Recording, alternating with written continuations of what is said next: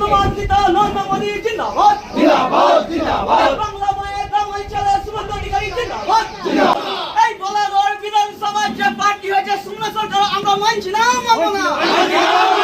এই 2021-এ তাকে দেখেছি, 2024-এর পর থেকে তাকে দেখা যায়নি। এই টিএমসি সরকারে টিএমসি শূন্য সরকারকে আমরা মানছি না।